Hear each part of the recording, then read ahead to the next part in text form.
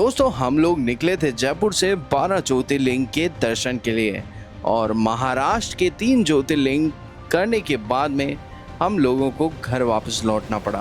वो क्यों लौटना पड़ा उसका रीज़न आप लोगों को पिछले व्लॉग में मैं बता चुका हूँ। हम लोग पहुँचे थे बांसवाड़ा, जहाँ पे है 100 आइलैंड चाचा कोटा विज़िट करने के बाद में हम लोग वापस निकल रहे हैं अपने घर के लिए, क्योंकि आज हमारे पास उतना वक्त नहीं है कि हम लोग बांसवाड़ा रुक पाएँ। प्लस बांसवाड़ा में ऐसी कोई आधारभूत सुविधाएं नहीं हैं जिनके लिए आप रुक पाओ, जैसे कि रुकने के लिए आपको उचित स्टेज नहीं मिलेंगे। यहाँ पे उतने अच्छे होटल्स लॉजेस वगैरह अभी भी बांसवाड़ा में नहीं है। खाने के लिए बहुत लिमिटेड ऑप्शंस हैं। दूसरी चीज़ यहाँ पे जनजाति आज भी आदिवासी है। अब हम निकल पड़े हैं बांसवाड़ा से जयपुर के लिए, तो रास्ते में प्रतापगढ़ आएगा। प्रतापगढ़ से हमारी जर्नी होगी नींबाहेड़ा के लिए।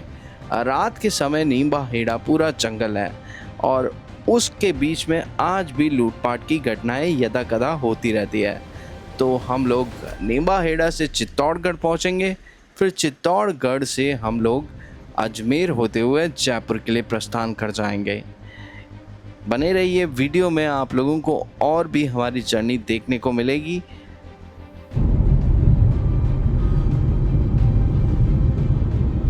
बांसवाड़ा से जब से हम स्टार्ट हुए हैं NH56 हमें मिला है।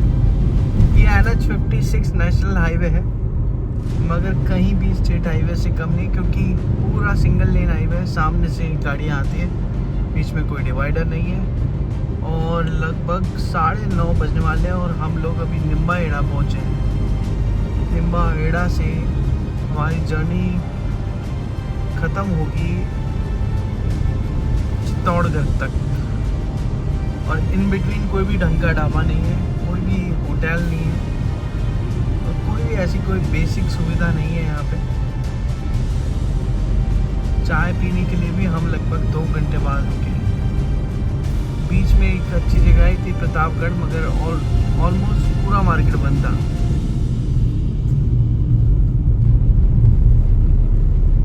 जो ये रोड है NH60, ये चित्तौड़गढ़ को जोड़ता है बांसवाड़ा से, और बांसवाड़ा बिल्कुल सुदूर हिस्सा है। दूसरा एक हाईवे और है जो कि उदयपुर से होके जाता है, और वो भी पैरेलली ऐसा ही हाईवे है, वो भी अंदर से ही जाता है। मतलब कहीं भी 4 लेन हाईवे नहीं है बांसवाड़ा तक पहुंचने के लिए। Welcome back to the vlog. आप लोग सोच रहे होंगे कि अंधेरे के बाद सीधे उजाला कैसा हुआ।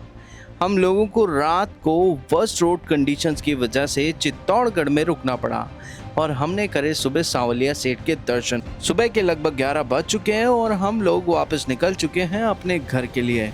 महाराष्ट्र से आने के बाद अब हर जगह हमें ऐसे लग रहा है कि धूप भयंकर हो चुकी है, और आप लोगों को भी देख के लग रहा होगा। अब यहाँ से पहुँचते हैं घर और आज के व्लॉग को करते हैं समाप्त। तो आज हमारे ट्रिप का फाइनल डे है, इट्स डे 10, और हम लोग किशनगढ़ टोल के पास में खड़े हैं। यहाँ पर घुसते ही, राजस्थान में घुसते ही भयंकर गर्मी लग रही है, भयंकर वाले पसीने आ रहे हैं, मगर फिर भी चाय की तलब ऐसी है कि आपको रोक ही देती है। आप ये देखो, टूटे दिल वालों के लिए, प्रेमी जोड़ों के लिए 20 रुपये की चाय, धोखा खाए हुए लोगों के लिए 10 रुपये की चाय। ये है बेवफा चाय वाला। तो हम बेवफा की चाय पी रहे हैं और यहाँ से जयपुर के लिए निकलेंगे। गाइस, ये है नेशनल हाईवे 48, और ये आपने बहुत बार मेरे वीडियोस में देखा होगा। और यही एक हाईवे है जो कि जयपुर को सीधे कनेक्ट करता है अजमेर से। इसके अलावा दूसरा कोई हाईवे नहीं है जो डायरेक्ट जयपुर को अजमेर से कनेक्ट करता हो। और ये मेन स्ट्रीम हाईवे है, और जो भी मुंबई से आ रहा है, दिल्ली से मुंबई जा रहा है, जयपुर आ रहा है, जयपुर से अजमेर जा रहा है, तो नेशनल हाईवे 48 पे ज़रूर आता है। अभी पिछले कुछ टाइम में इस हाईवे का काम हुआ है और लगभग 6 से 8 ब्रिजेस बनाए गए हैं, जो कि डाइवर्ट करते हैं ट्रैफिक को। मेन स्ट्रीम जो ट्रैफिक होता है उसको डाइवर्ट कर देते हैं। और अब यहाँ से जयपुर पहुँचना बहुत इजी हो गया है। पिछले 6 महीने मतलब 6 महीने पहले से अगर हम जयपुर से अजमेर जाते थे लगभग 3 से 4 तक घंटे लगते थे अगर कोई ट्रैफिक ना मिले तो। और अब आप जयपुर से अजमेर या अजमेर से जयपुर मोर देन 1.5 आवर्स में पहुंच सकते हैं। तो बहुत अच्छा हो गया है नेशनल हाईवे 48 और अभी बहुत अच्छा इन्होंने प्रोग्रेस करी है रोड्स को लेके। ये 6 लेन हाईवे है बेसिकली।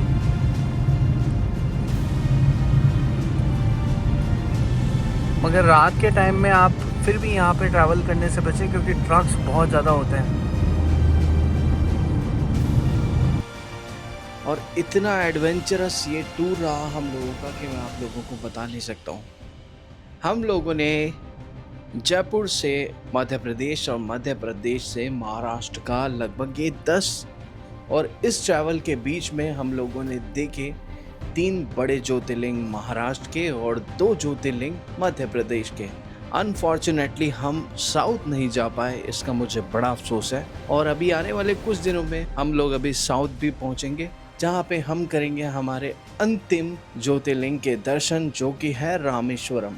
जब हम महाराष्ट्र में थे हमने इतने खूबसूरत प्लेसेस देखे, वो भी मॉनसून के टाइम पे, कि जो मुझे बताने में या दिखाने में इतना गुड फील हो रहा है कि मैं आप लोगों को क्या बताऊं। जब आप लोगों तक ये सीरीज पहुंचेगी तब आप लोगों को बहुत मज़ा आएगा। और ऐसे ही आप लोगों का प्यार मुझे मिलता रहा है अब तक के जितने भी हम लोगों ने एपिसोड दिए हैं। आशा करते हैं कि हमारी पहले की सीरीज़ की तरह आप लोगों को ये सीरीज भी बहुत पसंद आएगी। और इसके बारे में हम लोग डिटेल में एक व्लॉग और बनाएंगे। अभी हालत ख़राब है, बस सोने की तैयारी है। सोचा जाते जाते आप लोगों से विदा ले लूँ। चलिए मिलते हैं नई सीरीज में, नए एपिसोड में। तब तक के लिए bye bye, take care and do subscribe our YouTube channel. Bye bye.